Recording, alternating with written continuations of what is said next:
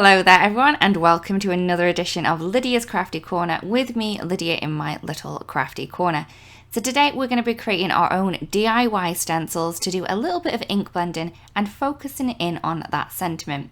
So I am going to be using the Caps Bold Alpha, and I'm also going to be using a piece of masking paper. So this is the masking paper from Altenew, and you're going to want to make sure that you have that pretty pattern on the back.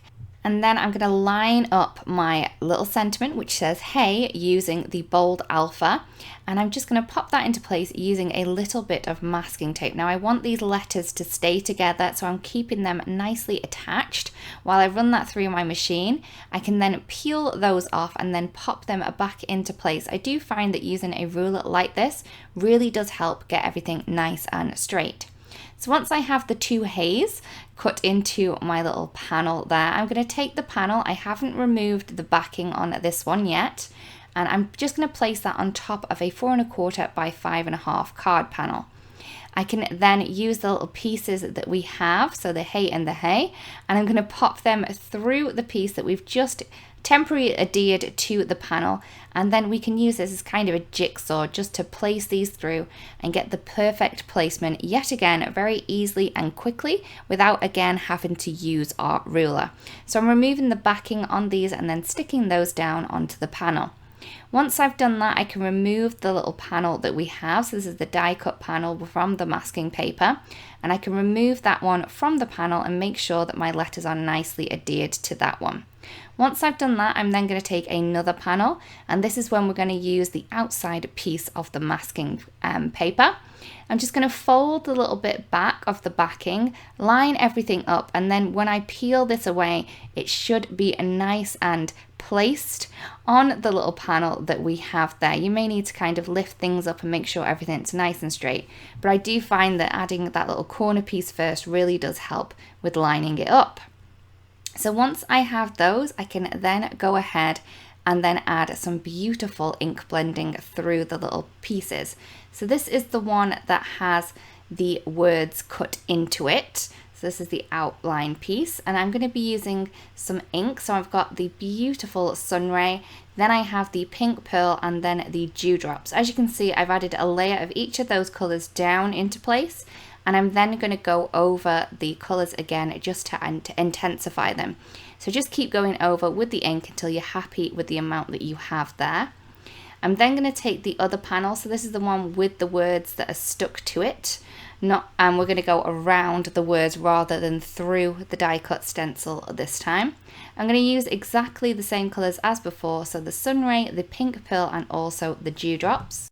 And again, as before, I'm just going to keep going with the colours until I'm happy with the colours. Once I've done that, I can then remove all of the masks that we have in place. So I'm going to remove the little letters first. I do find that this little tweezer that we have from Altenew is very, very handy to kind of lift the corner up on the masking tape before you do pull that away. The masking tape from Altenew is one of my favorites. It's very sticky and it sticks in place perfectly, but it can take a little bit of kind of removing from the paper, so be very careful when you do this. So once I have all of the little letters lifted off, you can see just how cool that looks there. I'm then going to move on to the other panel. Now this is the one that has the masking near enough all over it. Now I do find that if it's stuck down nice and firmly, it may be a little tricky to kind of remove. So all I do is I use my heat tool just to kind of heat up that adhesive that's on the back of the masking tape, and then it's also going to be able to kind of release it a lot more easily. So now all of the kind of ink blending is done, I'm going to add more of a sentiment. I'm using the Gradient Sunset stamp set. I thought that the sentiments on here would work perfectly. So for the first panel, so this is the one that has the words stuck onto it, I'm going to be using the Relax and Unwind sentiment from the stamp set. And I'm just going to ink that up using some Obsidian ink. I'm then going to move on to my next panel, and for this one I'm going to go with the really large Happy, and I'm also going to add in the You Make Me. So I'm going to add that into place again using the Obsidian ink for a lot of bold black there. I'm then going to move on to the palm tree. I thought this was missing something, so I've taken the palm tree again from the same stamp set, and I'm going to stamp that into place onto both of the panels, and I'm going to be using the Industrial Diamond. So this is a dark ink, but it's not too dark, so the words still shine through the sentiment. It's really, really cool, and I just love how this turned out in the end. So it's kind of going over that sentiment, but because that sentiment's there with the ink blending, it's kind of resisting a little bit or making it darker. It's just really, really cool. I love how this looks. So here are the 2 cards complete. I really do hope that you like the cards and that you've enjoyed the techniques and video too. If you do create some cards that was inspired by this, it'd be great if you do share because we'd love to see. Thank you so much for watching, everyone, and we'll see you again really, really soon. Bye-bye. Hello there, crafty friend, Lydia here.